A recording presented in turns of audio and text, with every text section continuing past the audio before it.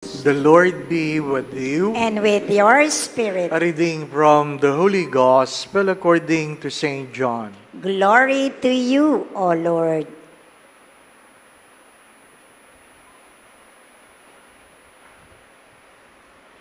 Jesus came to a town of Samaria called Sychar, near the plot of land that Jacob had given to his son Joseph. Jacob's well was there. Jesus, tired from his journey, sat down there at the well. It was about noon. A woman of Samaria came to draw water.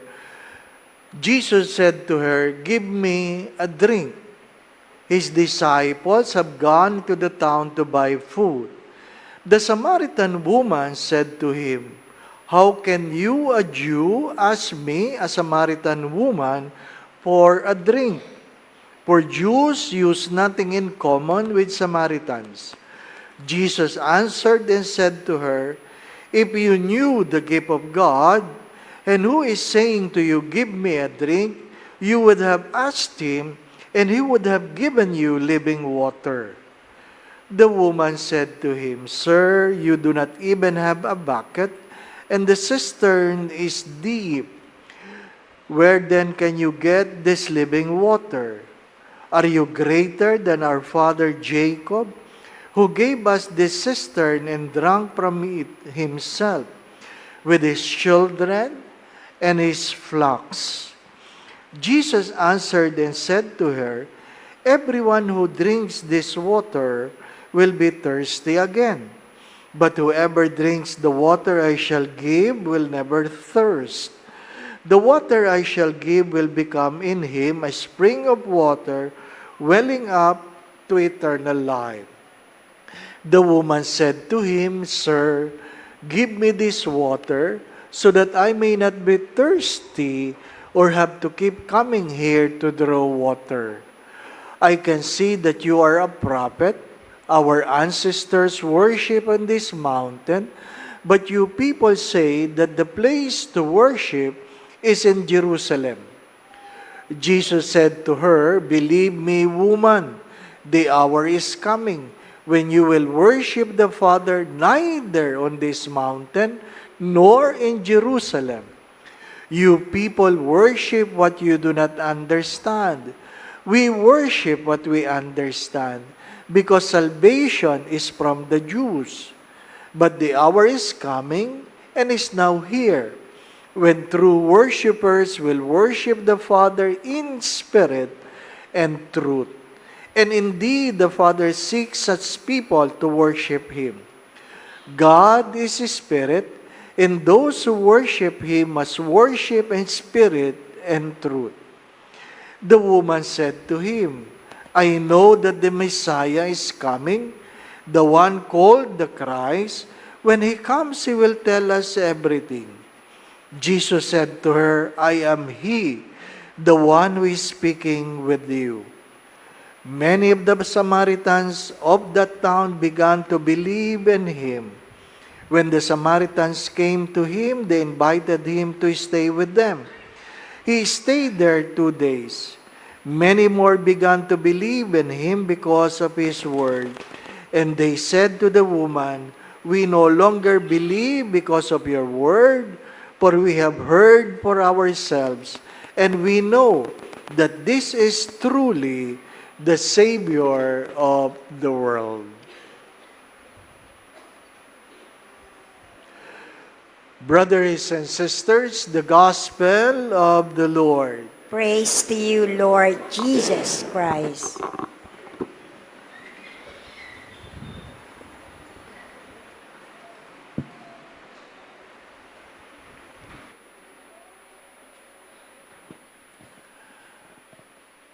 I'm inviting you to look at the readings in the context of the Holy Week. We can understand especially the Good Friday with our readings today. What are Samaritans? Samaritans are outcast. They are Jews that considered impure because they married a non-Jew. They married a non-Jew. Ano po? So they are considered impure. That's why a Samaritan and a Jew never live together. They never share something in common. They are outcasts. They are being chastised. What is the first reading trying to tell us? A people of God, the people of God, in the wilderness experiencing thirst, asking Moses for water, and we all know this story, that Moses struck the rock and the water gushed forth from the stones. This staff is the same staff that dipped in the Jordan River to make it red like blood. This is the very staff where Moses stretched to open the Red Sea. This is a staff that God uses for Moses to work miracles. But what is striking in the readings is that God said, I will stand before you. That's the key word. I will stand before you. The miracle happened because God made it happen. What I'm trying to say, there are miracles that are not made or not from God. May mga milagro na hindi kagagawa ng Diyos. Pwedeng kagagawa ng demonyo. Ano po? Ang nililinaw natin ay ang milagrong ito ay kagagawan ng Diyos dahil Diyos mismo nagsasabing, naririyan ako sa inyong harapan. God is stand. Now, a people who have been blessed with a little discomfort, they begin to say bad words towards Moses, and they even question God. Kamakailan lang, sabi ng isang OFW, nag-message, sabi niya, Father, regular akong nagbibigay ng sustento sa pamilya ko sa Pilipinas. Alam mo naman ang kalalagayan namin ngayon dito sa gitnang silangan. Hindi ako makapagbigay. Ang masakit ay sinabihan akong madamot. Gusto kong sabihin sa kanya, huwag ka nang magbigay. Ano po? Bakit? Pag tayo ay nakakatanggap, hindi tayo nagpapasalamat. Ang malungkot na kwento, minsan lang pumalya, nakalimutan mo ang magandang ginawa noon. Ganyan tayo, sabi nga, napaka-entitled. Ano po?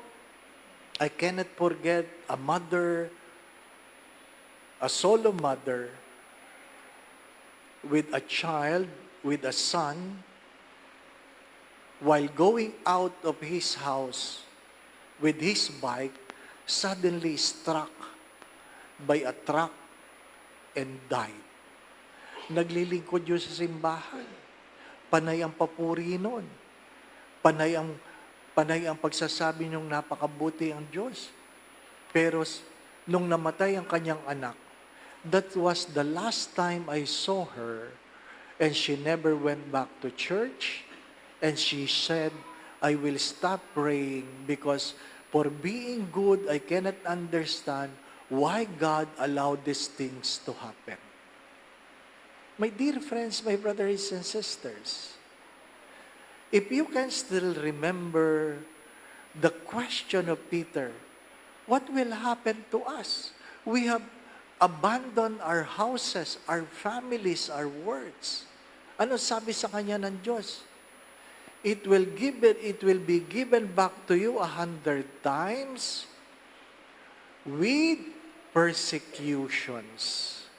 With persecutions. Sa madalit sabi, hindi porke nagdadasal ka, magiging maganda ang buhay mo. Minsan sa iyong pagdarasal, susubukan ng Diyos ang iyong kalooban. At doon tayo pumapalya. Magaling lang tayo pag maganda ang buhay, pero pag mahirap ang buhay, nakakalimutan natin ang magagandang pangyayari noon. Nagkasakit ka lang, nakalimutan mo ang habang panahon o mahabang panahon na maganda ang iyong kalusugan. Minsan ka lang nagutom, nakalimutan mo ang masasaganang araw na pinagkaloob sa iyo ng Diyos. Mga minamahal na mga kapatid, anong meron sa unang pagbasa? Na sa gitna ng ating pagkalimot, naroroon ang Diyos. Sa gitna ng hindi pagiging karapat-dapat, nagkaloob ang Diyos. Sa Ebanghelyo, alam ng Diyos na ikaw ay outcast, kaya nga sa gitna ng katanghalian ka, umiigib dahil alam mong yung mga tao sa paligid mo ay ayaw kang makasalamuha. You hide away from people because you know you're an outcast, and yet God is waiting for you. Anong connection nito? Sa Good Friday, do not forget this. That one of the words that Jesus uttered was, "Forgive them, for they do not know what they are doing." Sinong may sabi sa inyo na hindi mo alam ang iyong kasalanan? Meron ba sa atin magsasabing hindi niya alam ang kanyang kasalanan? Wala. Plinano natin ang ating mga kasalanan. Alam natin yon. And yet God wait for us, and yet God will continue to stand for us. That's why the second reading says, we have a hope that never disappoint. And what is the responsorial song? God is inviting us of what? If today you hear His words, harden not your hearts. Hanggang kailan magiging matigas ang ating kalooban? Yun ang tanong, di po ba? Ano? Yun ang tanong. Now, theologically, if you look at the first reading, when Moses struck the rock, water gushed forth. And I want you to look at the crucifixion.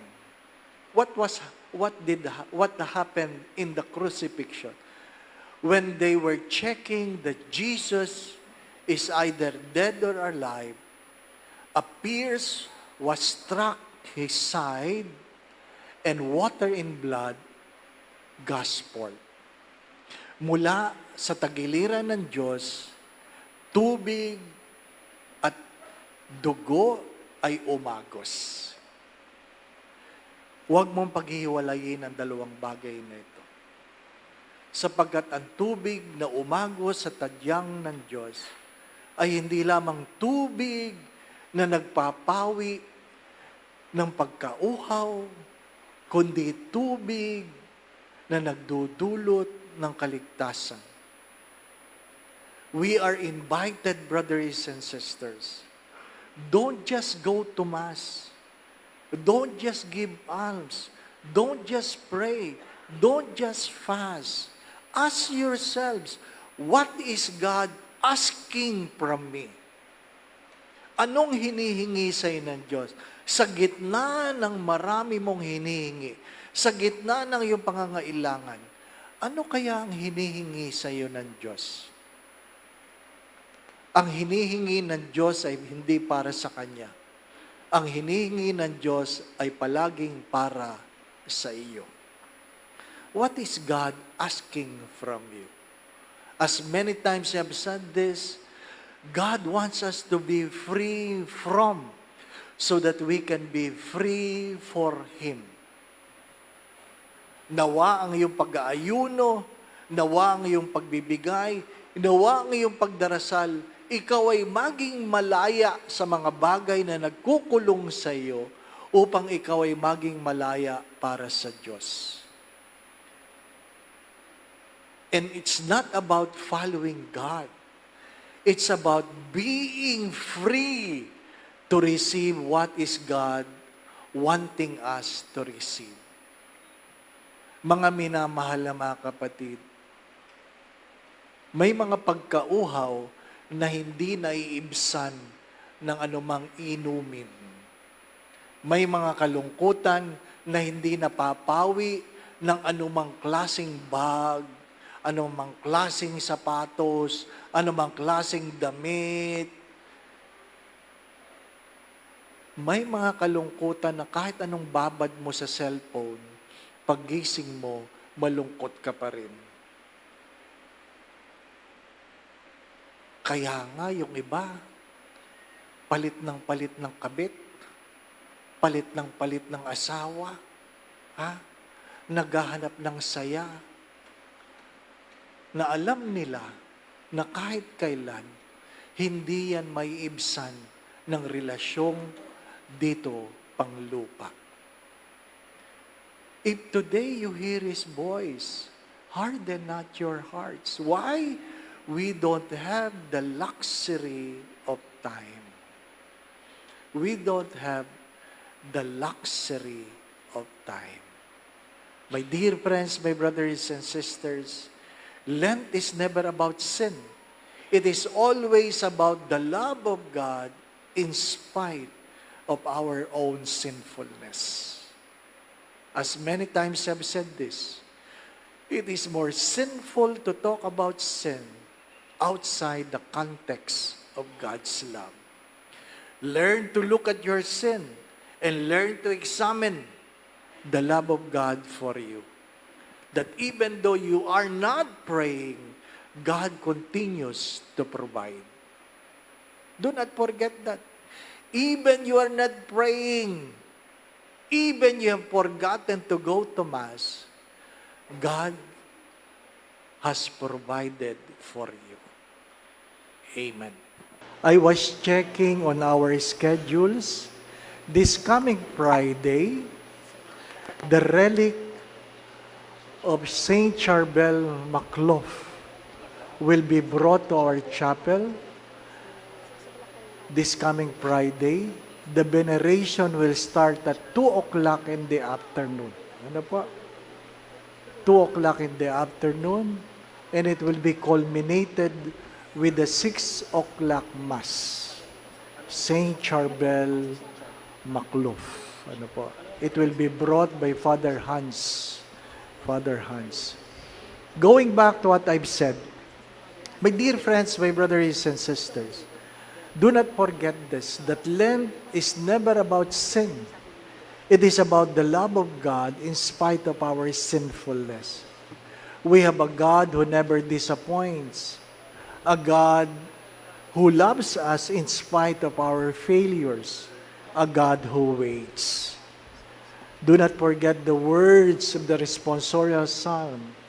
If today you hear His voice, harden not your hearts. The Lord be with you. And with your spirit. Bow your heads and pray for God's blessing. Direct, O Lord, we pray, the hearts of your faithful, and in your kindness grant your servants this grace, that abiding in the love of you and their neighbor, they may fulfill the whole of your commands through Christ our Lord. Amen. And may Almighty God bless you and your family, the Father and the Son and of the Holy Spirit. Amen. The Mass has been offered. We go in peace to love and serve the Lord. Thanks be